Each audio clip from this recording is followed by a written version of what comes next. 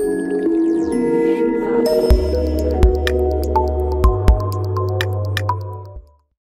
my name is Howard Johnson, and I am with Brocade, a division of Broadcom. Today, I'm going to present fabric notifications, an update from action to awareness.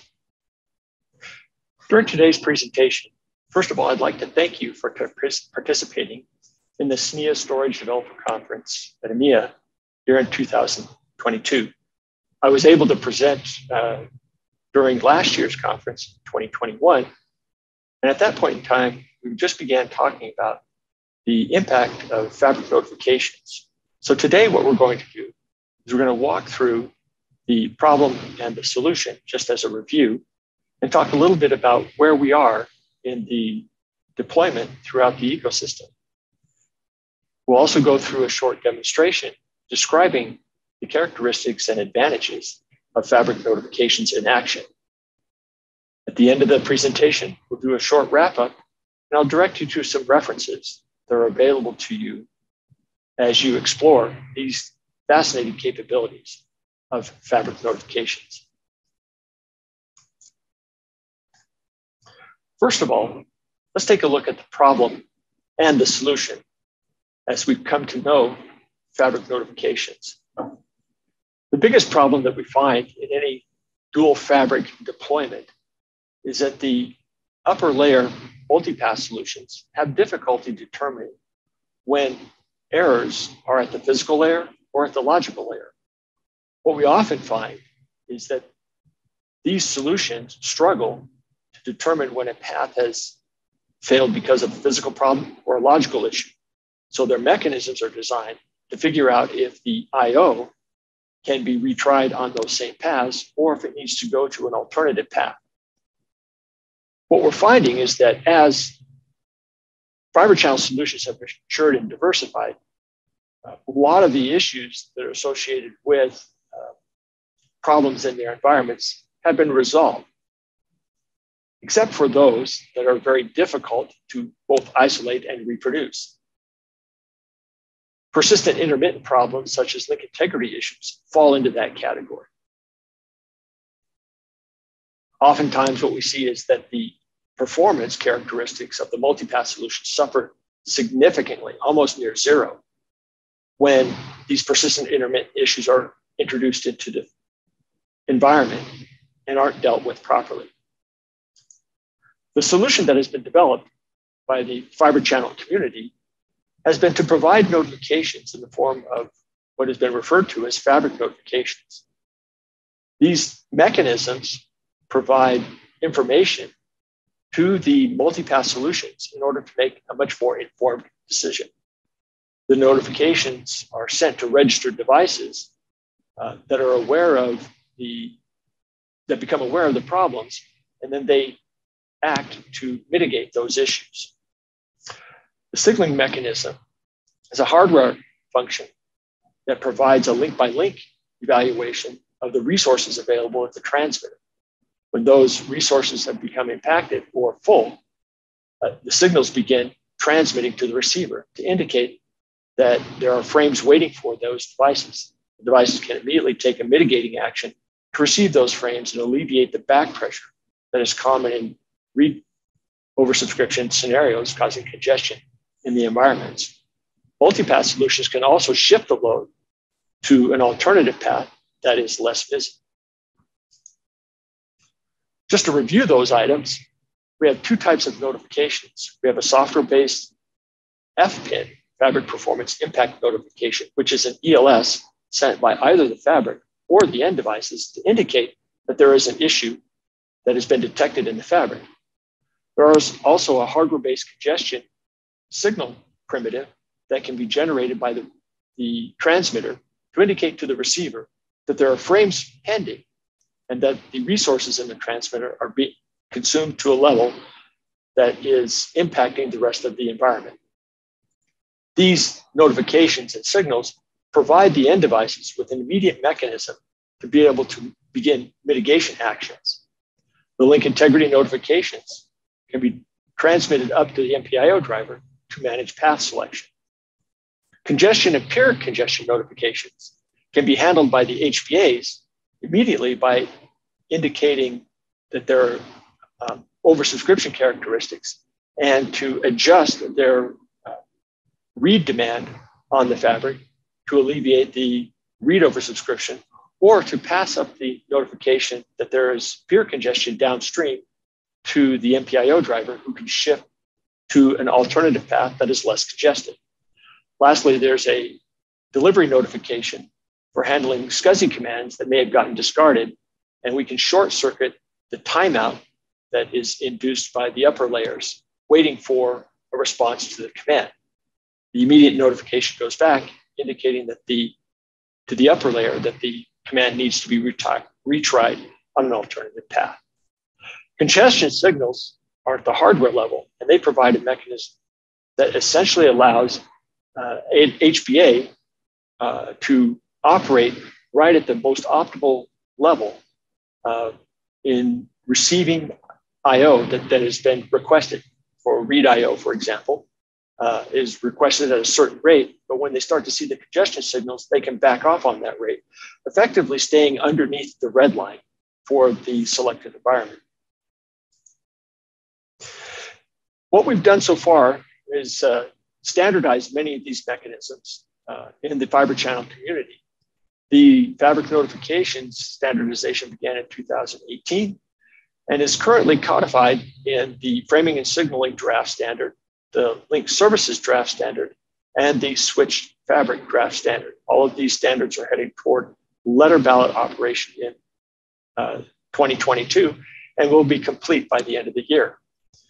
Furthermore, we've got tremendous amount of vendor support. So both fabric vendors, Brocade and Cisco, support fabric notifications. Both HBA driver vendors support fabric notifications, Emulex and Marvell. We have two operating system vendors who are already supporting fabric notifications, that is IBM's AIX and Red Hat Linux. And we have two storage vendors who are also supporting fabric notifications by registering and logging events.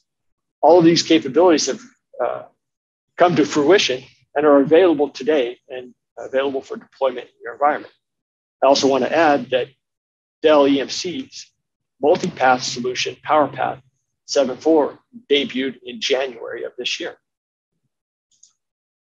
So let's take a look at fabric notifications in action. And we're going to go through a demonstration here of this functionality.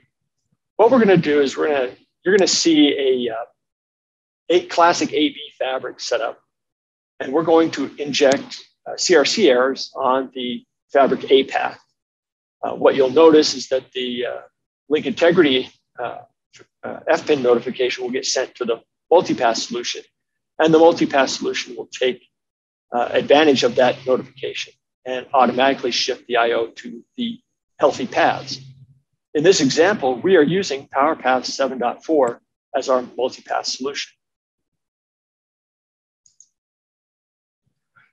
The other default multipath solutions that are available in classic operating systems, such as Linux and AIX, also perform this exact same functionality.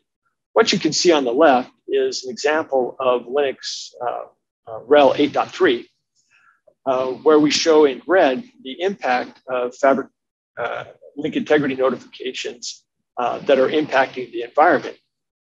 And in the green line, what we see is the mitigation taking place by the DM multipather. The blue line simply shows what the baseline is for that environment. And as you can see, there's a considerable increase in performance when fabric notifications are utilized and acted upon. In the AIX solution on the right, you see the exact same thing. The red line shows the impact of CRC events in the environment where the performance becomes very erratic, kind of a sawtooth nature. And then in the green line, what you see is the return to normal operating IO. In this particular example, the IO is a little bit bursty using the BLAST test system, but it effectively is exactly the same as the picture on the right. The presence of notifications and the mitigation taking place by the AIX operating system alleviates the impact of these persistent intermittent problems. I'm just going to pause here shortly while we take a moment to switch over to our power path demonstration.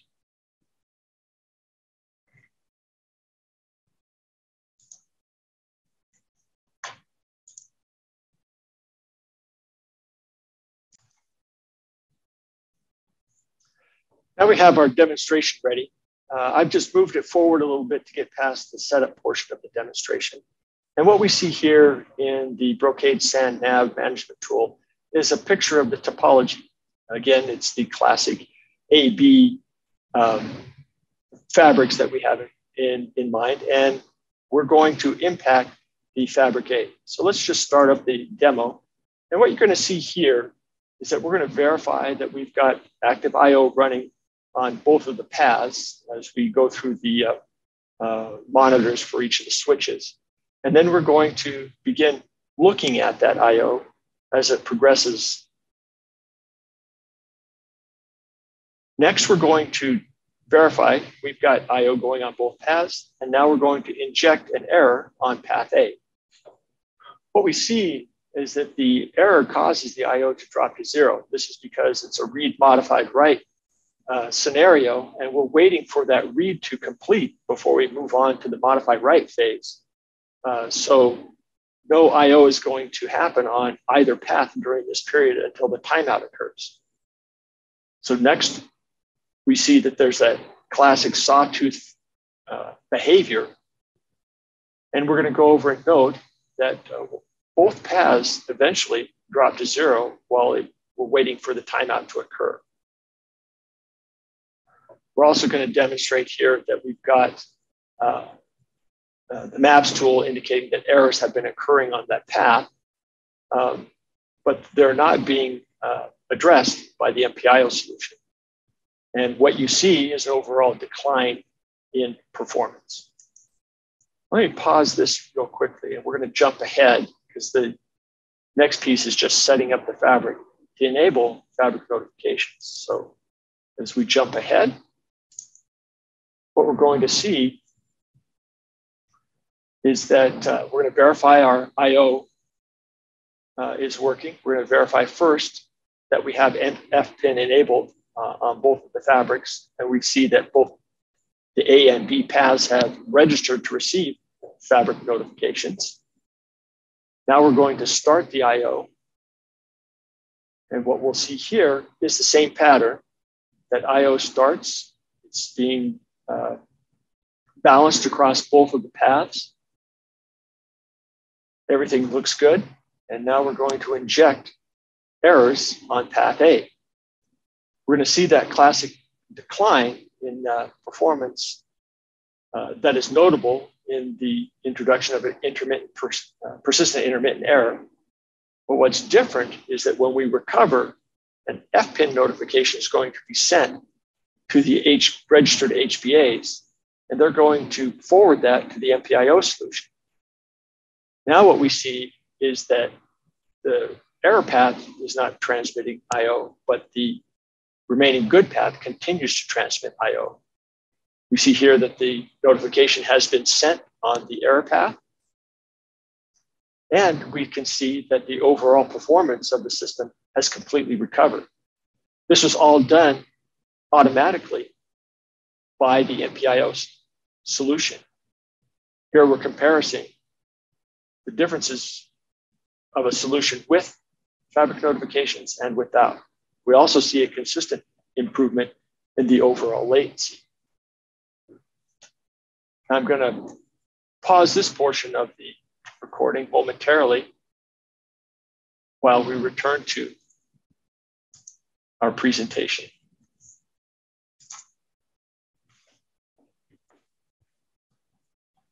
So as noted in the demonstration, what we see is that when we have FPINs enabled, we see an automatic recovery by the system. The notifications are sent by the fabric to the registered devices. They act upon those notifications and they immediately recover the environment. Knowing that a particular path has physical errors, the MPIO driver can move I/O to the remaining good paths and avoid this sawtooth behavior that we see when we do not have fabric notifications enabled in the environment. What I also want to show you is some recent testing that we've done utilizing NVMe.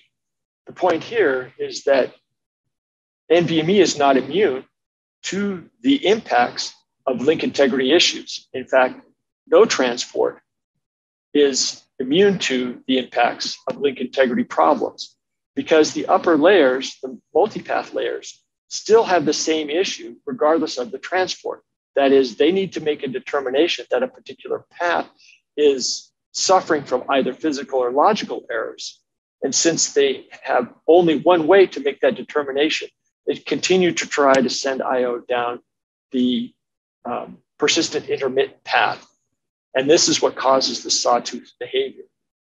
We are currently working with the fiber channel ecosystem to alleviate this issue for NVMe as well. And we hope to provide this same capability to other transports in the future. So that really wraps up the update that I wanted to bring to your attention today. Before we completely wrap up, I'd also like to thank the Fiber Channel Industry Association for all of their efforts in supporting the development of the fabric notifications technology. I want to point out there are some additional resources that are available to you at the FCIA. And I also want to note that there are resources available from the fiber channel ecosystem, especially the fabric vendors. Both Brocade and Cisco support fabric notifications. Furthermore, there are a lot more videos that you can utilize that demonstrate the characteristics of fabric notifications. You can see an example of the RHEL 8.3 working in its native DM solution. You can see an example of IBM AIX working in its native 7.2 solution. We have additional articles. There are white papers presented by both Brocade, the FCIA. We also have presentations. In fact, I've got last year's presentation here. You can see both part 1 and part 2 that goes into detail about use cases where fabric notifications can be most beneficial. Lastly, we have some industry notes from both IBM and Pure Storage that talk about the benefits of fabric notifications. I want to thank you all for joining us for our update today, Fabric Notifications, an update from awareness to action.